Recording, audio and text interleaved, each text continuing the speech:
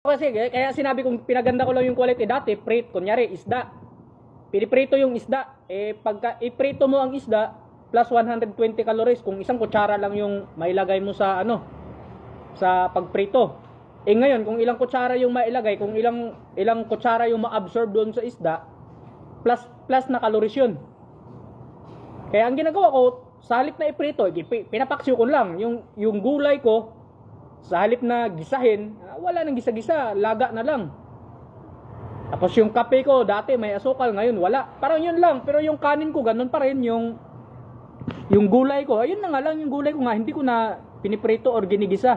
Di ba, minsan pag nagluto tayo ng munggo, maggisa pa tayo ng yung halo, gisahin natin yung ricado. Tapos yung sa akin, wala nang ricado yung munggo ko, pinakuluan ko lang yun. Ang pampalasa ko lang doon yung chicken breast at saka